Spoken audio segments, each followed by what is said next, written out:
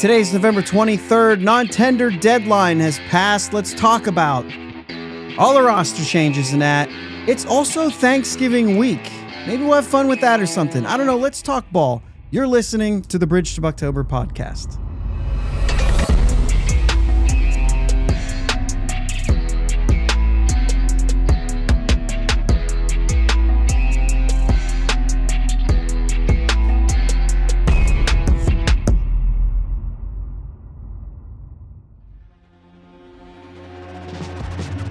Yins, guys. Thank you for listening to the Bridge to Buctober podcast, where we talk all about them Pittsburgh Pirates and that. My name is Josh. His name is Jake. What's up, Jake?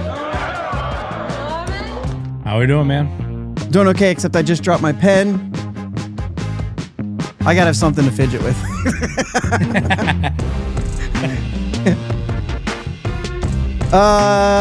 Baseball. Baseball.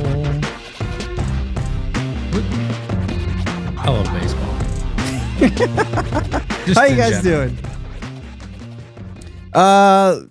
Doug Smith said, bought our opening day tickets. Is that just season ticket holders? Is that a thing? Like, did I already miss the boat on this? I didn't see the regular. It must be season ticket stuff.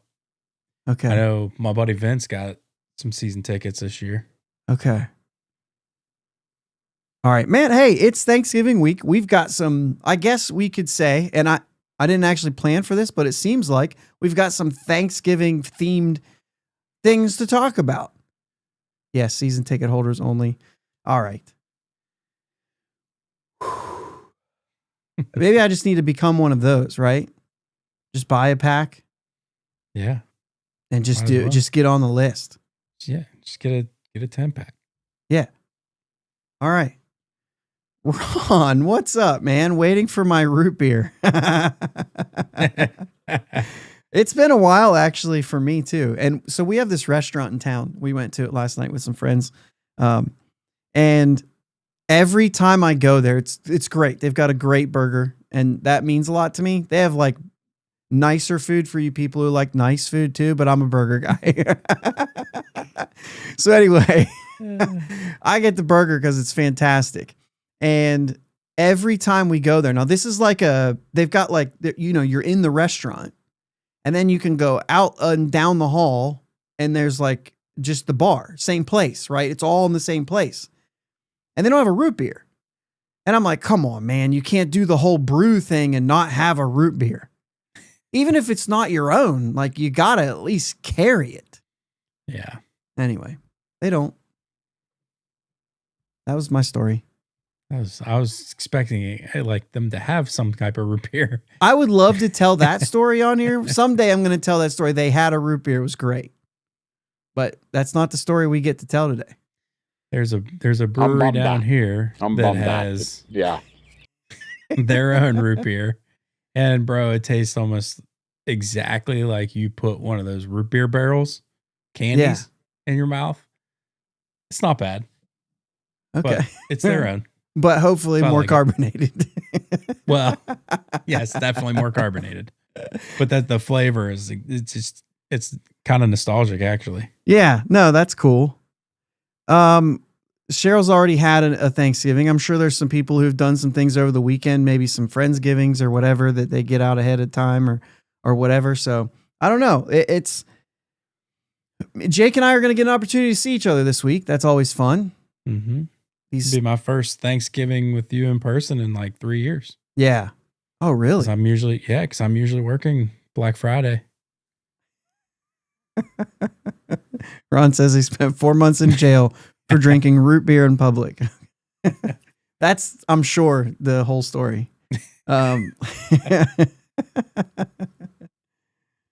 So, all right. Well, obviously non-tender stuff happened on Friday. And most guys were tendered. I think that was pretty clear. And then, obviously we're going to go all the way back to some of the 40-man decisions, Rule 5 protections, because you didn't get an opportunity to chime in on that. So I might bring up a couple things there, or at least they're going to be part of the conversation. There's some things going on around the league too, Jake. And I think that some of this stuff is kind of brings light to maybe what this offseason might be. I don't know. There was a lot of guys non-tendered, like kind of weird guys not tendered that were a lot of surprises. And so maybe, a little bit of that. And I think that makes sense. But today, a big trade. Is it? Yeah. Wait, is it a big trade? Because you paused. Yeah, to me, it doesn't seem big. I mean, okay. I think it's a big trade, as in like it's two big names. Yeah, two large names. I won't say two large names with large contracts. Yeah, but I feel like they just swapped. It was a 1-for-1 deal, and I don't know. To me, it was a big switch trade. I don't know. Sure, it was a big trade. You just talked yourself into it. Yeah. I mean, so just for the clarity of this thing, right? Brandon Nimmo going into age 33 season is making $20.5 million every year until 2030. So for the next 5 seasons, he makes $20 million a year.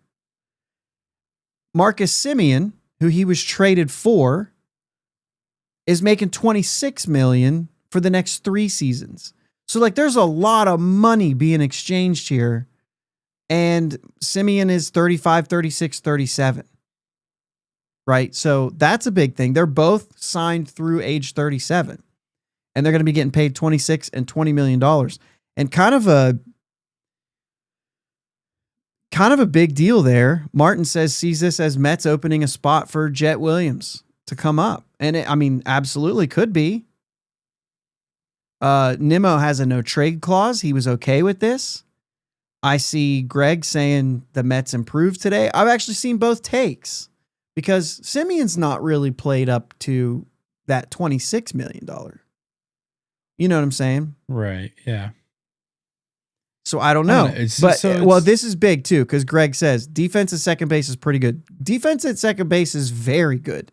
Very good. Even when he has a bad season, Semien is still a valuable player just because of the defense. Yeah. I mean, you're talking. That was a clean move. Well, you say top 5? You say top 5? Probably defensive second baseman, top 5 in the league, I would say. Probably pretty safe. Yeah. So, especially if Jimenez is actually moving to shortstop, then that's going to make it even like a for sure thing. So, I don't know, man. It's a lot. It's a lot of money being moved from one to the other. I would say one thing, my criticism on the Mets side would be that Cohen thinks if it costs more money, it must be better, regardless of anything else. Yeah. So, I don't know. I think it's crazy. Probably my favorite thing about this trade, Jake, is, and I alluded to this in the opening when it was just running that thing. Somebody said the kid liked tenders. I prefer tots. And I brought this up. Taters and sauce, which is also, this is where I go to that Thanksgiving thing, right? Oh, that sounds like maybe. No, listen. Brandon Nimmo's nickname is Tater. and Marcus Semien's nickname is Sauce. So taters were just traded for sauce. Love it. Tater was just traded for sauce. I don't know why I like those sort of things. It's the simple things in life, but that's my favorite thing about this trade. It saves the Rangers $6 million per season, but it also adds 3 or 2 years to this. So there's more money owed in the end, but I don't know. I mean, probably does good for Brandon Nimmo. I think he's played his entire career there in New York. I think it helps both sides. I think it's a good trade on both ends. I can see Semien maybe getting back to his, how he hit and maybe his offense in Toronto, coming back and, to the Northeast and something clicking again. I don't know for that. And I think the Mets get better, but I also think the Rangers could get better from this trade as well. Yeah, I think that, when you're trading guys that are in the $20 million, and both these guys are good players. Yeah. I guess the reason I didn't think it was that big is because, yes, I think both teams could improve slightly from this, but they also took a chunk out of their lineup as well. So does it really going to make each team better, or are they just going to be about the same with a couple different players? Well, you got to think too, the Mets are probably losing Alonso, which is a right-handed power bat. And so if Simeon can come back and hit well from the right side, that's going to help the team. You've already got, some lefties there with Soto. Lindor's a switch hitter, but mostly going to be left-handed. And you know what I mean? You've got some left-handed thump there and maybe missing some of that. I don't know. If that maybe plays, you get another right-hander where Nimmo gets moved. I don't know. Man, I don't even know what the lineup's going to be in Texas because they just non-tendered Adolis Garcia because he wasn't what they, wanted to pay, I guess, projected at $12 million. Adolis Garcia is now a free agent, ready to be signed. He's not going to get $12 million, Jake. No. He was a valuable player last year, partly due because he's a good defender. The bat wasn't there. Now, would he have been number 2 on the Pirates in home runs? Yes, he would have been. But that wasn't good enough for the Rangers, who, by the way, won one more game, I think, than the Pirates did last year. So, I don't know if that's really a player that the Pirates are interested in picking up. What do you guys think in the chat? Jake, I'm going to ask you too. Adolis Garcia is a very good outfielder. Mm-hmm. He's on his way, maybe down, right? He was kind of late to the game. He had his maybe four-year kind of peak, kind of part of his career already. This is maybe on the other side of that, but he's still a good defender, still has a great arm, and he still has serious power. Change of scenery might do something for him and let's clarify this, as a fourth outfielder. I'm not saying this is your guy that comes here and says this is going to fix anything, right? But maybe Canario's spot. Canario was just non-tendered. Are you interested at all in Adolis Garcia? And if you are, or if you're not, what is the price that makes you interested? You know what I'm saying? Play with that a little bit. You're saying I'd be interested for this price, but otherwise no. Yeah, I mean, I wouldn't want to. I don't know if I'd want to put a lot of money on the table for Garcia because of the fact that he may be on the downslide. Like you alluded to, a little late to the game. Sometimes those players don't have long careers when they bloom late. Mm-hmm. Sometimes they do, but He is trending in the wrong direction over the past couple years. Yep. But I do think that his power is enough power to hit the ball out from the right side, even at PNC Park when he hits it. Right. Now, do I think he's going to hit the ball in the air enough and make enough contact to, hit 19 home runs at PNC Park? I don't know. So here's the thing. To me, I'm interested to a point. Mm-hmm. But I don't know if I pull the trigger, because if I'm going to spend some money, if I'm going to actually try to make a run and make this, I want sure things. Mm-hmm. This is a kind of a guy like we would sign in years past where we're like, hey, this guy could have a bounce back year. We might be able to get him cheap.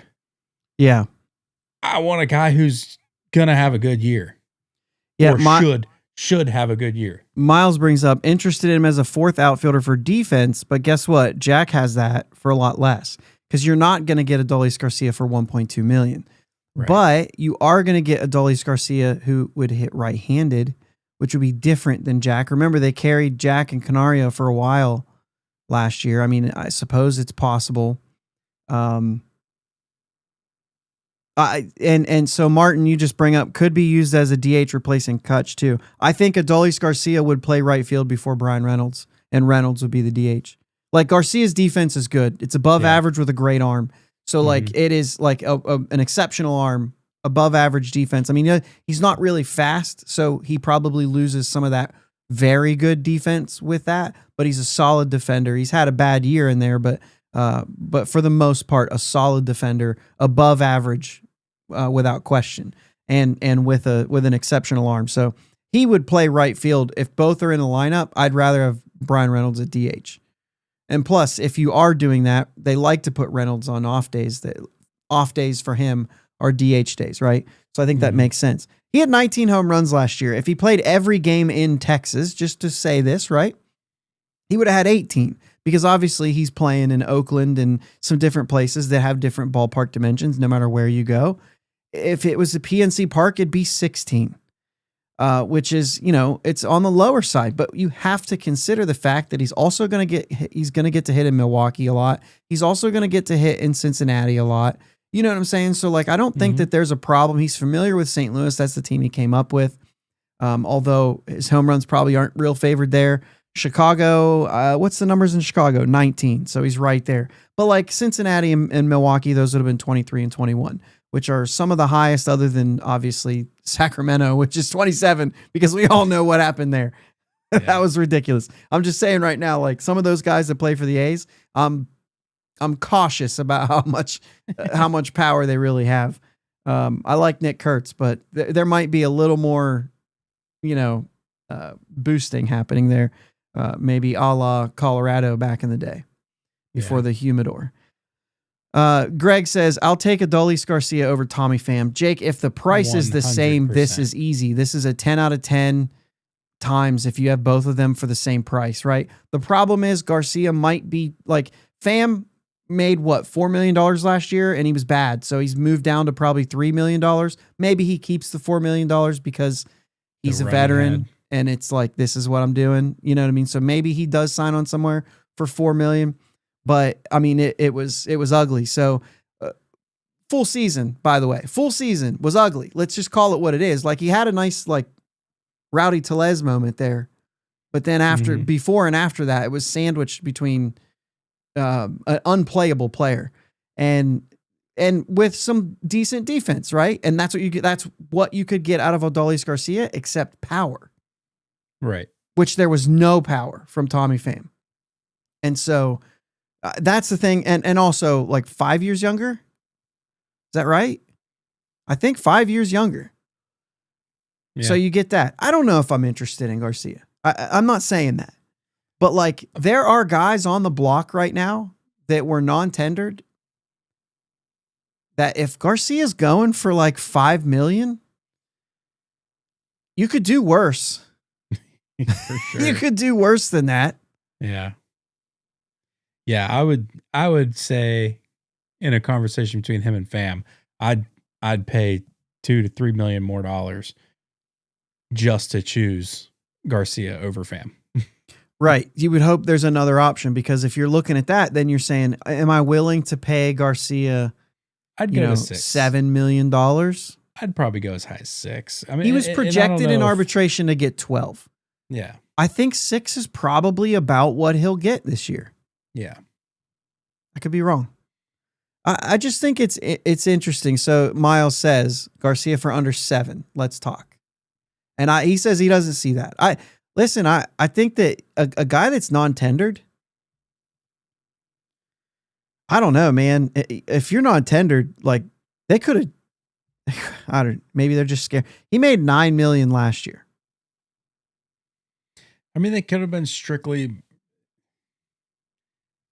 clearing room because they knew the Nemo trade was happening. Yeah. And they're we're not going to pay this guy and Nemo. Right. Well, they saved money though, because they lost the $6 million. Well, yeah, but still, I'm not paying $20 million for this guy, plus paying 12 for a guy. Who I don't know. I mean, the Seager-Simeon contracts seem to be directing some of this, right? Because they're big. Yeah. And the team's not doing well. So how do you get more players to hope they do well? Yeah. So how about this? Miles brings up JJ Bleday, another guy that was non-tendered. Any interest there? I mean, you're talking about a season, Jake, an age 27 season and 25, where he hit 14 home runs, albeit we're talking about Sacramento. But those 14 home runs, he had 212, 294 on base. A 92 OPS plus, which is pretty close. I think Adolis Garcia was 93 OPS plus. So pound for pound all around there. Only, 5 more home runs and more at bats as well. I mean, Bleday only played 98 games. He's 1 year removed from 159 games played, 20 homers, 43 doubles, and a 120 OPS plus. Now, it's an outlier in his career, right? He that's his first full season at age 26. Last year is that something? Because the one thing that you have that you're going to think about in this scenario is what's he going to cost, and that is a left-handed player or left-handed hitter specifically, right? So when you think of it that way, it makes it a little bit different. He was not even an arbitration player. Like, this is just a non-tender of a pre-arb player. You could probably get him. I can't believe you wouldn't get a minor league deal. I mean, the guy hit 14 home runs, 20 the year before that. His 162 game average is 20 homers and 32 doubles. You know what I mean? So like you're talking about a guy who has something, but also had a really bad year. I mean, if you lose, I think they're trying to up the payroll. So I think if you miss out on some bigger free agents, then yeah, I mean, it's something that you would have to consider pivoting to. But I would like that to be a pivot. I don't want that to be the guy they want.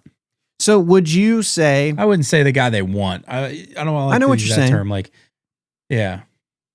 So how about this though? Instead of waiting and pivoting and everybody being gone, would you like to see them sign a guy that says, if we don't get anybody, at least we've upgraded? Like right now, your starting left fielder is Jack Sawinski. I don't see any way around it. Yeah. If you're just saying like, we have to make a lineup on paper today with the 40 guys on this roster, Jack's your left fielder. Yeah. And so if that's the case, would you rather start thinking that way? Would I rather have Jack Sawinski, or would I rather have Adolis Garcia, JJ Bleday, somebody else, insert name here, right? Who would I rather have? And I can't think of potential at this point. I have to think of like, Jack hasn't shown us in a few years or a couple years. It hasn't been there. I can't rely on that. We talked about that last offseason. I still believe it's the same thing, but I think that you have to go in and say, no, technically we don't have a fourth outfielder right now. We need at least competition for that. Yeah. So would you rather see them jump ahead and do something like that? Or would you rather see them say like, let's just focus on, because the thing is, if you go for Garcia and it's $7 million, how does that hurt your chances of getting somebody else? Yeah. Where if it's JJ Bleday, like what's he going to bring in? I haven't really seen anything on him. I think he was pre-arb. I'm looking at the arbitration projected, and he's not even on the list. He did finish the season with the A's, right? He played the full season there. Yeah. Let me check transactions and make sure he didn't play in the minor leagues with somebody. Yeah. So he's not on the list. So he's not ARB guy. I guess I could have just scrolled up and literally looked at his service time, and that would have told me, yeah, service time. He's ARB eligible this year. Why is he not on this list? Oh, you know what? I know why. Because I was looking at the Rangers list, because that's who we were just talking about. So JJ Bleday, $2.2 million. My bad, guys. $2.2 million was the projection. So if he's non-tendered, you're essentially getting him for Jack Sawinski money. You're probably, because if you're non-tendered, that means I wasn't willing to pay you 2.2. Right. Right. So you're not getting it, probably.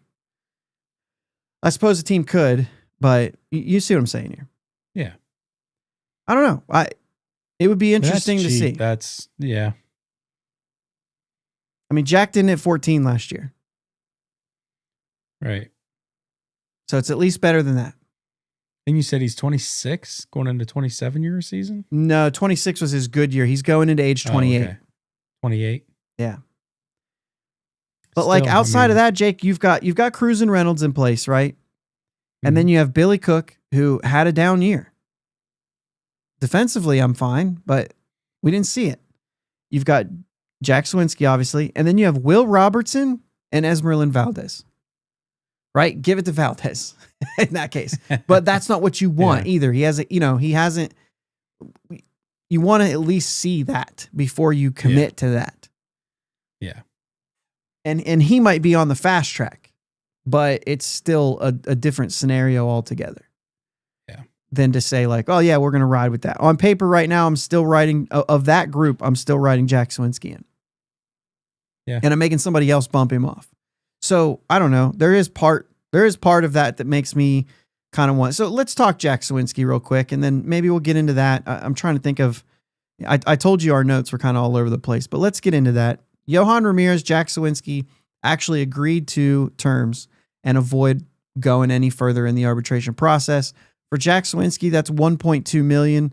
Yohan Ramirez gets $825,000.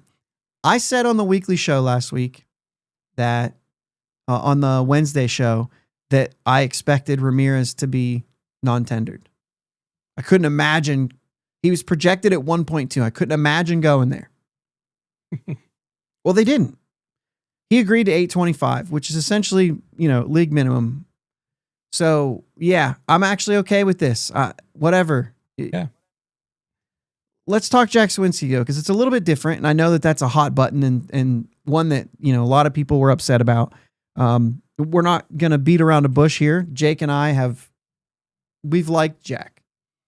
We also know that this isn't the answer for this team right now. So it's not like we're faking like, oh, just because we like him, we think he should play. No, we still got to call things fair. Yeah. And fair is, I just don't, I can't count on this guy. And I did not think that you could pay this guy $1.7 million, which was the projection. There are some things when he went to 1.2, I thought, okay, 1.2 is not a whole lot. If you end up sending him down and somebody claims him, that's fine. If he goes down and he makes 1.2 in minor in AAA or doesn't, whatever. But there's a trick to this. Check this out. Ethan Houlihan, our friend Ethan Houlihan, always helpful. He put this on Twitter. Sawinski was a Super 2 player. I'm paraphrasing what he said. You should follow him on Twitter if you're on there. As a Super 2 player, he can reject an outright assignment. So if you send him down, he has no options left. If you send him through waivers and you outright him, he can say, no thanks, I'm a free agent. Okay? But he doesn't have enough service time to keep his termination pay. So that contract is not actually guaranteed. And I'd let Ethan kind of finish this. It sounds like it's just voided at that point. You get paid for how long you were here, and then we're done, right? Mm-hmm. And so the thing is that he would never reject it, because if he does, he's forfeiting $1.2 million, right? So he would accept that outright assignment. And if somebody claims him on waivers, then they pay the contract. So you're kind of in a place where you're like, you've created another option with Jack Sawinski to where you can send him down. Probably nobody, if you're sending him down, that means he's not doing well, which means nobody's going to claim him and pay him $1.2 million, which is, by the way, very little in the grand scheme of things. Yeah. And so it's not a big deal paying him $1.2 million to try to figure it out in AAA. You give him one last chance, right? You give him that chance. But that's it. This is it. You've created a last option for him without actually having an option. In this case, he would go off the 40-man, and you would really only call him up if he's doing well. He wouldn't be a guy that would come up for an injury. I guess if it was a big injury and you didn't want to bring up Valdez or whatever, you could, but you know what I'm saying? Like when it did. I can see Jack Sawinski taking a path in his career to where it doesn't work again this year, and we cut ties with him, or we send him down, put him on waivers, and no one other than the LA Dodgers scoop him up and turn him into something huge, the next Max Muncy, or you know what I mean? Yeah.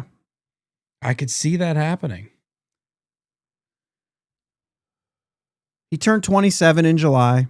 So this is his going into, he'll be 27 going into this year, finishing at 28. So he's kind of at that spot where Adolis Garcia's first great season was at 28. Mm-hmm. That's right. 28, did we say? Yeah. He got 28 years old was his first. Yeah. That's his first full season in the major leagues. Mm-hmm. And he hit 31 home runs. You know what I mean? And then he went to hit 27 the next year, 39 the next year, 25 the next year. And then we just saw the 19. So yeah, I mean, there's an example. It can work for 4 or 5 years. Now, the thing about Jack is it's kind of already worked for 1 year. And so does it ever come back? I mean, I think it can. The last 2 years have just been so bad that it's hard to think that all of that is going to just come back here. Yeah. You know what I mean? I think that it's going to have to be maybe somewhere else. So, yeah. And we could break it down all we want. That's not the point of this conversation. Like we could say, stop swinging the bat so much. Like we were frustrated when you were watching third strikes all the time, but I kind of would I'd take the home runs at this point and deal with the strikeouts. Yeah. Cause we lowered our strikeout percentage, but also we're not a good hitter anymore. So like figure it out. Some guys just need to strike out to be good. Yeah. So it's kind of one of those, but what I'm saying is that the Jack Suwinski decision is kind of smart in this case. Like, I think that they're fine. It is a little bit of that protection where if they strike out, if Ben Cherington continues down the path that he's been going down and can't cross the finish line on acquiring a player, you could do worse. I'm not sure. Yeah, he's a 51 OPS plus guy last year. In 59 games, though. You know what I mean? Yeah, yeah. Sporadically playing. I don't know. I mean, it doesn't even hold them. Like, they still don't have to even start. If they sign 2 more outfielders and they don't want to keep Jack Suwinski on the major league roster, they can still they can designate him for assignment and he can accept out. Right. And he'll be there making $1.2 million, but now he's there though. Yeah. And you have a guy like that if he figures it out in AAA, which is where he's probably going to figure it out. Yeah.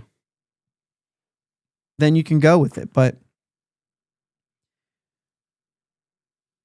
Greg says Ben Cherington's hitting philosophy killed Jack Suwinski. Maybe. I don't know what it is. Whoever it was, hey, let's try to make more contact and strike out less. That's the thing that ruined Jack Suwinski. Yeah. Because his strikeout rate has gone down and he's been worse for it. And that's really it. I mean, we're talking big time, right? So strikeout rate, well, actually this year it went up, but last year, at one point last year, it was at like 16.5. Or I'm sorry, maybe the year before that, like last year being 2024, still November. And it was like, dude, you can't. And then, he started striking out again. And I think it just he's always whiffed in the zone. He still doesn't chase very much. Mm-hmm. He chases more now than he did, but like barely. His Baseball Savant page is still red in chase rate. So like you know what I mean? Yeah. He's timid and he doesn't attack. And I think that's just a problem. I don't know that ever works. You got to attack. He just looks like he lacks confidence. Yeah. I said we weren't going to go down that path. The point is, it's really not that big of a deal because it's an affordable contract and they could just DFA him at any moment. And if he doesn't accept it, they don't have to pay it. So you essentially get to keep a guy in AAA or somebody takes him on waivers and that's fine too. Yeah. You know what I mean? All right, so the guys who did, Dennis Santana, Johan Oviedo, Joey Bart, Justin Lawrence, and O'Neal Cruz, were all tendered contracts. They remained there. We don't know what they are because they didn't agree to them yet. They could go to arbitration. They could work something out. That's all for that one. 2 of the guys that were non-tendered that were ARB guys were Colin Holderman, who was due to make 1.7. Any surprises there? No. See ya. See you later. That was something that needed to happen, and I think that it's no surprise to anybody. No. The other one was Dowry Moretta, who was DFA'd in order to make room for these Rule 5 guys. And I would have 100% of the time thought that for sure that is Ramirez over Moretta. So let's talk Dowry Moretta for a minute, because I know you like him. Yeah, I mean, I've always liked Moretta, but I think what kind of did it in for him is I don't know if that slider or whatever it was he was throwing, I don't know if it ever really came fully back, but still, I thought he was a guy who could get outs. Kind of surprised me a little bit. I thought he had a good, I felt like he was a good fit for our bullpen. Like, he had a lot of backing, a lot of player backing and support, and I just thought that he fit. So yeah, I mean, that one caught me off guard a little bit. So if you were to think about this and say like, okay, what did we see when we liked him in 23? Obviously missed 24. What did we see in 25 that was that different? We had a 3.72 ERA in 23. It went to 3.24. I'm not great at math. That's better. Just being funny. ERA plus. This is a plus stat, which means 100 is league average. If you're above that, he was a 121. And that's adjusted as well when you talk about plus stats. A 121 is 21% better than league average. He went to a 134. His FIP actually went up though. And this is one of the things that you look at. This is fielding independent pitching, which means take the fielders completely out of it. And you get a 293 and then a 368. But everything else lines up until you go back to that whip, which plays into that as well. It's the hits, man. The whip went from 1.086 to 1.380. Now he's also rehabbing from injury, so I'm not going to be terrible. 6.1 hits per 9 to 8.6. That was really the big thing. The rest of the numbers, 3.7, 3.8, 11.8 to 10.3. That's one less strikeout, maybe 1.5, almost less strikeout per 9. And the strikeout to walk ratio is a little bit closer because of that. So it's still like the numbers still felt like they were there, but you have to kind of feel like, dude, that slider stopped breaking backwards. And what if that's the thing that made him hurt? Right. So if that's the case, or maybe it wasn't and it just isn't doing it anymore. I have no idea. The problem is his numbers are still there. Numbers are still there. Like, I get it. The pitch might not be there, but you can still get people out even if you don't have that pitch. So it's called being a pitcher, not a thrower.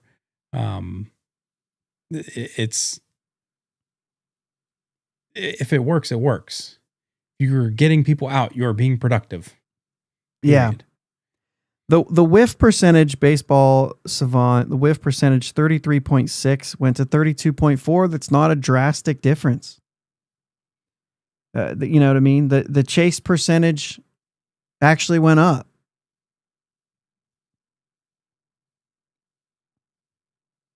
I don't know, man. Yeah, this one was tough not tough for me to take, but like, I thought it was odd that maybe it was a money thing. I don't know. No. And that's a good question. Let me actually look it up real quick, because the projection was 1.2 million for Yohan Ramirez. Now, maybe they already knew what they could do, but Dowry Moretta's was 800K in arbitration. Like, yeah. So like, I would have rather have kept Moretta over Ramirez. 800K for Moretta instead of Ramirez. Like, dude, what are we even looking at here? Ramirez had a 5.40 ERA last year. Yeah. We're talking about a 3.24 and a 5.40. And I talked about the whip going up to 1.3, 1.4. Yeah. I'm just not there with it, man. Like, the numbers are all higher across the board. Yohan Ramirez has not been effective. He's had some effective outings. And I don't hate Ramirez. I think there's potential there too, but I'm not saying we should have brought Moretta back and he should be, our setup man or anything. Like, dude just gets outs. in the sixth, seventh inning. Yeah. No. Yeah, and remember back, like he was kind of the guy who puts out the fire. So if your starter's coming out whenever they're coming out, and you have these guys, we've got a lot of starters. And so if you have these guys who are going to throw multiple innings after the starter throws multiple innings, if it's the fifth inning and you need to get Bubba Chandler out of a jam so that Mike Burrows can come in, that's a Dowry Moretta spot. Get him out of the jam, then put in your guy that's going to go 2-3 innings. 100% what I would have used him for. Yeah. Yeah, I don't know, man. I would have definitely kept, if you're keeping one of them, it's Moretta for me. Yeah, same. So, all right. That was your thought. Any thoughts on the Rule 5 guys? I mean, there were some surprises in there too. Do you have an opportunity to look up those guys that maybe you were unfamiliar with? I wish I would have taken the time to look it up, but I did not get a chance. You're fine. Some surprises there, obviously. And for those of you who didn't get to listen to Wednesday's show, go check out Wednesday's show. I just did a little bit on those Rule 5 picks and like Steel City says, surprised at how many guys there were. That was one of them. Surprised at really the Moretta piece. I think the rest of them I kind of got, but the Moretta piece was surprising to me. And maybe there's a shot that you go to this point and still tender Moretta a contract, even though he's not on the 40-man. You know what I mean? I'm surprised. And maybe they still will. Maybe there's a chance he comes back on a minor league deal. I think he can get a major league job somewhere, though. Yeah. So, it's kind of hard. I don't know, man. There's a lot of things that I think this bullpen needed help too. And so maybe this is a little bit of kind of reshaping the bullpen. They need to go out and get a couple arms. I really don't think I like the long relievers, but obviously when you're talking about Holderman, you lost Bednar, but you're talking about Holderman and you're talking about the guys who were all gone. Lawrence is essentially going to be a new bullpen arm.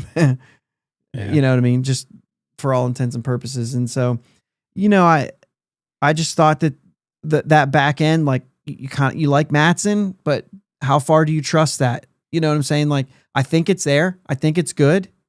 Mm-hmm. I'm trying to think. Chase Sugar, hit and miss, right? He had some time where he had to go down. Like there's some guys there that Brandon Bidwell, I like the stuff. Am I ready to just say, well, yeah, but he's better than everybody we had? Like, is he an upgrade right now or is he an option? You know what I mean? Yeah. And so you kind of look at some of these guys like that. I don't know, man. I think that, well, certainly lefties.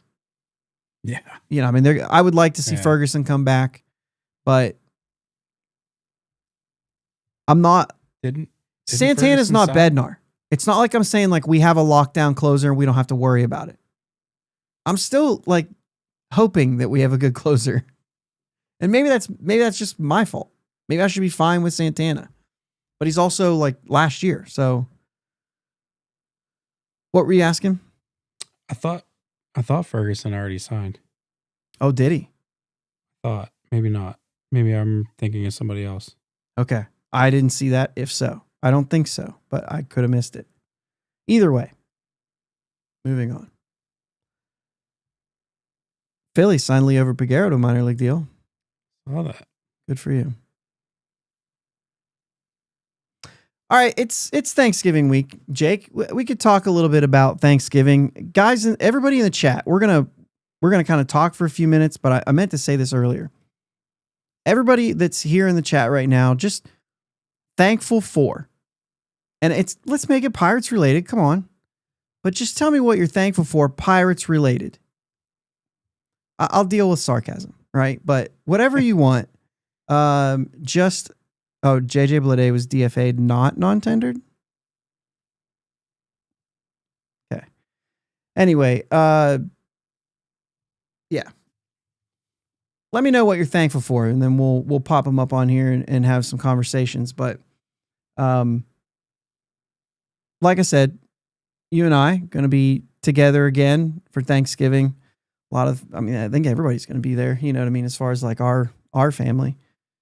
me and you are the ones that, would have to be there, but yeah, it's going to be fun. I found out some years ago, I'd like to hear from the chat on this too, but we don't have to. But like, homemade noodles is not a staple that I thought it was. So don't even get me started on this topic. No, I'm getting you started on this topic. Because I just found out that, you know what, I'll save this for a minute for the different time, because we were talking food at work the other day. Okay. And we went to like each holiday. And I just found out that some of the stuff that we do in Ohio is a Northeastern thing. And it's completely different. You broke up there. I was like, say that again. Like, we do pork and sauerkraut. Like, it's a New Year's. We don't. You and I don't. Right. But it's a big New Year's thing. Down here, it's black-eyed peas. Well, I'm sure it's different. Yeah. I just thought that was the thing. The thing, and they're like, "What is that?" Oh, you mean it's just a Northeast thing? So I think that the noodles part. Do you guys have noodles, by the way? Do you guys have noodles, homemade noodles with your Thanksgiving dinner? Is that weird for you? Like, you know what I'm saying? That's what I'm talking about. Like, I just thought that was like, okay, what is Thanksgiving, right? It's turkey, it's mashed potatoes, it's corn, it's noodles, it's some other vegetable. And then you start getting into like the desserts. Well, I know like, then there's like some cranberry thing, but then there's like those desserts, right? The pies and the stuff like that. Pumpkin pies, apple pie, whatever the thing is, right? But like, how are we not? How is noodles are not on that list for most people? And here's the other one, which I support this, but we've never done it, so I didn't know it was a thing. Mac and cheese, very much a Thanksgiving side dish. Didn't know that. I support it. No. I think it's a fantastic idea. So it's not like I'm going to hate on it, right? I just didn't know.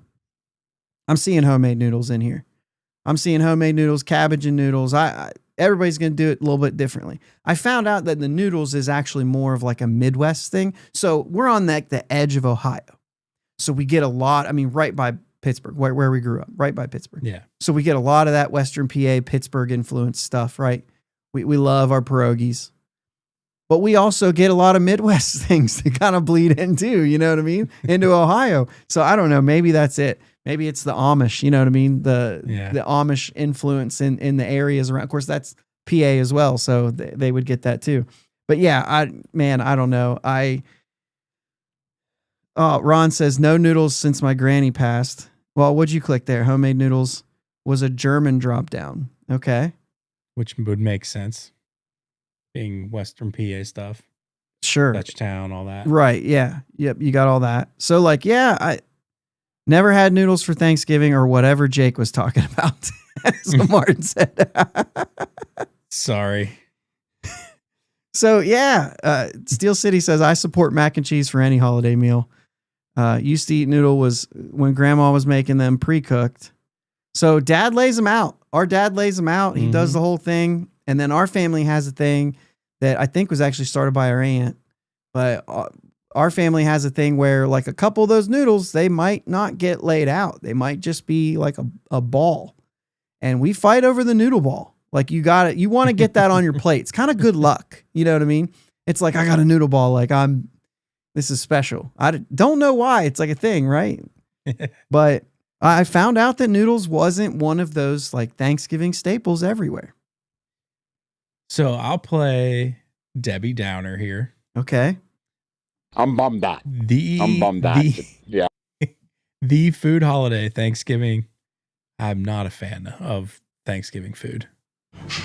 Man, you are one pathetic loser. It's fine. It's fine. It is probably my least favorite holiday food. That doesn't mean what he thinks it means. You know what I eat on Thanksgiving? Turkey, mashed potatoes, corn, and lima beans. That's about it. Just when I think you couldn't possibly be any dumber, you go and do something like this. You're killing me. Dude, here's the thing. It's mashed potatoes and gravy for me. And you know that. Mashed potatoes. It's like, I'm going to have some turkey, but like, I'm going to have the mashed potatoes with the noodles all over them and the gravy over like, that's a day where like, even if I liked something else on the table, like if we had mac and cheese on the table and I just got through saying like, I support that, I think it's a great idea, I wouldn't put it on my plate because I wouldn't want it with gravy. And gravy will touch everything. There will be more gravy than there should be. And if there's more gravy when I'm finished eating, that's what your piece of bread is for. The rest of that gravy. The bread is for the strawberry jam. And the strawberry jam, but that's after you clean up all the gravy. Greg doesn't like turkey at all. So, Cheryl, we never had noodles for Thanksgiving. We made mashed potatoes. So mashed potatoes is definitely the number one. And there's sweet potatoes on there too, but like mashed potatoes is the number one side dish of Thanksgiving. Nobody has Thanksgiving without mashed potatoes unless you don't celebrate Thanksgiving. I think that's fair, right? Yeah. Stuffing, yes. Stuffing is always on the table. Absolutely. And yes, you are asleep before kickoff. Like it is a 100% nap-inducing meal. Especially because I will overeat the mashed potatoes and noodles and gravy. I will definitely, like, when I'm done, I'm like, I shouldn't have done that. Yeah, that's like I never feel like that on Thanksgiving. Yeah, you don't. That's true. Hey, to each his own. You know what I'm saying? Yeah. All right, so let's talk about some of these things Pirates-wise. Doug Smith, that's actually just a shout out right here. Doug Smith, in a text message, this is all like he came up with this idea really of things that we're thankful for. So Don Kelly, Doug Smith says Don Kelly. Greg says, thankful that I have a new son to share baseball with. Dude, claps for that. Yeah, that's awesome. That's awesome. Ron is thankful for 1979. I think that's fair. Some of us just aren't able to be thankful for that. So kudos to you. Martin's thankful for the current top 5 prospects. Cheryl, same sort of thing. Thankful that Connor's in our system. Thankful the Pirates are most genuinely welcoming people in ball. Cabbage and noodles. Okay, so I got to get through this. Thankful for Don Kelly and looking forward to seeing what he does having a full season. That's a good call out too. Mm-hmm. So yeah. I don't know, Jake. I gave this some thought. Sharon says Don Kelly's coaching decision so far. That's a good one. I mean, so it's not a big list, but I'm surprised at the easiest one, guys. Just thankful for having Paul Skeens on this team. Yeah. And thankful for the opportunity to be able to watch him. We know that it is not forever. They missed that chance, I think. Now, this is my opinion. I think they missed it. If they were going to extend him, they had to do it before this year. Yeah. The Cy Young now, like it's over. He's 1 year closer to that free agency. We don't know what's going to happen in the CBA. Certainly not going to be till after the CBA now, because what happens if the CBA changes the service time, Jake? What if you're all of a sudden a free agent after 5 years instead of 6?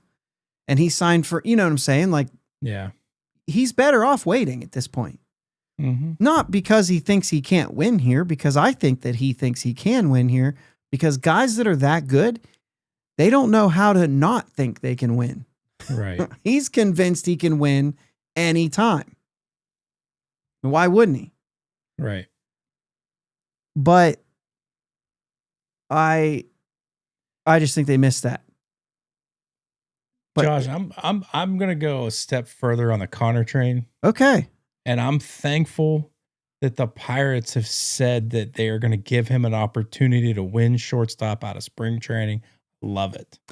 Okay, so let me ask you this, because I think that that's a good thought process there. Was he not going to get a chance?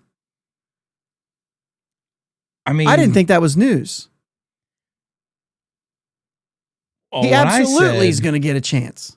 When we were talking on here not too long ago, where I said, I want Connor Griffin to be the shortstop out of spring training, you said, well, I don't think there's a chance of that. I think he's going to start in AAA, and then you'll see him soon after.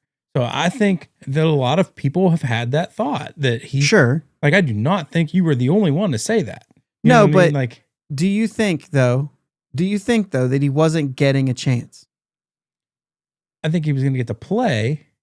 I mean, I think a lot of people would say that train of thought that like, yeah, but he needs to play AAA first. I mean, they put Harrington there. They put Jones there. Like, they've shown that they're not afraid to do that. Right. So what that meant to me. Neither one of them were 19 years old. Fair. And that's why I said I'd rather see him in AAA for a minute. But I guess for me, I would say that I lost my train of thought. I really did. I really did. Only one train a day. Oh my gosh. No, I would think absolutely that he was getting an opportunity, but what that sentence meant to me was we're not going to go sign a shortstop. That's what that meant to me. It's Triolo or it's Connor Griffin. And maybe that's the pessimist in me, right? Oh, way to say we're not targeting a shortstop without saying we're not targeting a shortstop. Yeah. You know what I'm saying? That's my pessimist answer to that and what I was thinking. But yeah, I kind of sit there with that. But yeah, thankful for Paul Skeens, thankful for Connor Griffin. I think those are the two easiest things that we could be thankful for. PNC Park, I would say to me, PNC Park is one of them. Yeah, for sure. But I was just talking to somebody down here that got to see PNC Park for the first time last year. He couldn't have said enough good things about it. Yeah. Yeah, we're going to keep breaking in on these things here. Miles asks, white meat, breast, white, or dark meat, legs and thighs, white for me too. White. Plain Jane over here. Yeah. Happy Thanksgiving, Ron, and everybody else. So, Cheryl, I promise you when dinner's done, I will be hand selecting my lima beans out of the lima bean bowl to eat like they're candy. That's true. You do that. You and Mom both do that. Oh man, look at Greg, man, watching Gary Morgan's show from my wife's delivery room. He said, "Dude, that's fantastic. That's awesome. Dedication, absolutely. Way to go, man! Congratulations again." Martin asks, decisions. Are they gonna extend Connor before spring training? I would love to see it. Okay, but I'll entertain it. Martin. I'll answer you. No. And the only reason I say that is because I think all their deals have been done during spring training. They just wait till they get together and then they talk. But for the sake of your question and actually answering it without being a smart aleck, I think there's a chance. I think there's a chance it gets done in spring training. If they think he has a chance to actually like push into the league this year, then why not? Because you add him to the 40-man roster when you sign an extension like that. If they think he has a chance to do it, it's your best way to get them for an affordable deal. And the scouting reports and the way that people talk about him, I'm less concerned that this is a Gregory Polanco situation. Yeah. You know what I'm saying? Like, this guy seems like the real deal. Well, I don't remember who it was, but I remember I heard somebody talking about not a number one overall pick. That's not what I'm talking about. But the number one prospect in baseball. Yes. They usually don't miss. Right. Like once they've made it and you are the number one prospect in all of baseball, they usually tend to be good. There's only been like two of the guys. This was in a Baseball America thing. They were talking about like how can you fix the Pirates? There's only been like two guys in the number one prospect like ranking who have not had a 4-win season, I think it was, with that team. So like early in their career. Mm-hmm. And they were both like in the high 3s as far as WAR goes. So like they're going to be a productive player. Yeah. You know what I mean? So like I said, Cheryl says somebody has to like lima beans. That's Jake. That'd be me. That'd be Jake. So I'm like one of the pickiest eaters ever, but I'll get down with some lima beans and some kidney beans. I'll get down with some lima beans. I love it. Oh, I love it. I love it. It's so good. Jake, did you see that Ryan Helsley's getting attention as a starter? We're just going to keep doing this, man. Yeah. We're just going to keep doing this because, starters make more money than good relievers. And when you only ask starters to go 5 innings anymore, you can put anybody there. It's kind of annoying. Yeah. It's just a little secondary thought there as we kind of wrap up here. Who knows? Maybe we'll have another. I mean, we're going to have another conversation about Carmen Mlodzinski this year for sure. Oh, for sure. And he would be great as like an 8th inning guy. I think if he sold out to that, I think he has the stuff. I think he could be a closer. But they don't make the same money. Although who just signed for like $16 million? Raisel Iglesias with the Braves? Atlanta, yeah. $16 million as a closer. I didn't see how much it was, but I saw that. So that's your mess starter anymore. That's your innings eater. Yeah. But you kind of feel gross about that. Yeah, 16 million out of we were upset about Chapman. I think the pay scale is a little skewed with some of these things, some of the positions. Like, I know your starter sets the tone for the whole game and everything, but realistically, he's going to toe the rubber 30 to 32 times. And you got these relievers that they're going out there some 50 times a year or more. Yeah, but for 50 to 70 innings versus 150 to 200 innings. I get the innings, but they're in a lot more games. Yeah, but it's innings. There's a lot more hitters that they're facing. That's still a way more important position. I get it. But you have to have good pitchers in your bullpen too. Yeah. So, but I think if you're breaking it down and you look at these starters and you say, if you're paid by the inning. Well, yeah, if you're paid by the inning. Well, you would be. It's just like saying I go to work every day. I only work like an hour, but I go to work every day. You know what I'm saying? You get paid for the hours you work. You got to put a bulk in there. I mean, I think that's good. So, All right. Well, anyway, happy Thanksgiving to everybody. I guess we really didn't. I mean, we said Skeens, Connor Griffin, PNC Park. We got some Don Kelly stuff in there, a 1979. You know what? Let me check because there may have been. I didn't get anything. I didn't get anything on the post, unless I didn't actually post it. So yeah, who knows what the Pirates are going to do? Who knows if they do something this week? If they do, we will probably be MIA this week. We're not going to do anything. If they do something, it'll be conversation for Sunday, just because we'll be traveling and doing all that stuff. So, yeah, all that good. Shared, last question here. Can the food on your plate touch? How many plates do you fill on the first trip? All right. So I've already said it for me, Shared. I'm literally going to put turkey on the side of the plate. I'm going to put mashed potatoes in the center. I'm going to put noodles on the mashed potatoes, and then the gravy goes on everything. So it's all touching for me. And if it's not compatible with gravy, it doesn't go on my plate. I'll eat it another day. This day is for this, for me, right? So that's me. But I'll let you answer, Jake. Is your food touching? I mean, if it happens to touch, it's fine. But I mean, my corn and mashed potatoes. I don't do the gravy. I do the mashed potatoes. I put corn on the mashed potatoes and mix the corn into the mashed potatoes. Lima beans, gotta have those. Doubling down on this. Doubling down on lima beans, and then a little bit of turkey.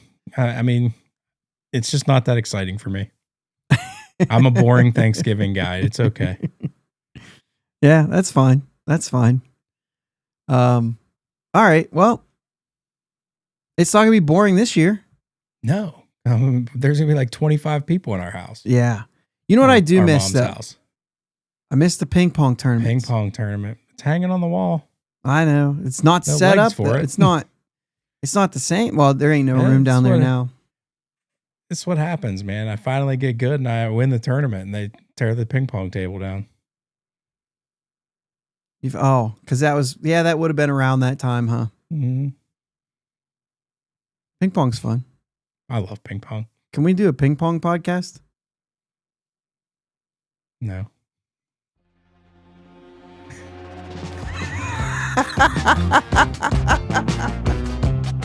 You want to play pickleball? No. Just big ping pong. Yeah, really. All right, guys, thanks again for listening. Please hit the like button, subscribe, tell somebody about us this week. You're going to be around your family. There's going to be a lot of Pirates fans. You get an opportunity to tell them, like, hey, you got to listen to Bridge to Buctober, man. You just got to. And then get them on the YouTube. Tell them to subscribe. If they don't listen to YouTube, just tell them to go subscribe anyway, because we need those numbers. We need those numbers to get up to like 500 at least, okay? We got some work to do here. We got some work to do. So tell your family about it. Happy Thanksgiving, everybody. Let's go Bucks. Let's go Pirates! Thanks for listening to my dad and Uncle Jake on the Bridge to Buctober podcast. Follow them on Twitter, Facebook, and Instagram at Bridge2Buctober. Don't forget to subscribe so you know when new episodes are released. Clear the deck, cannonball coming, and let's go Bucks!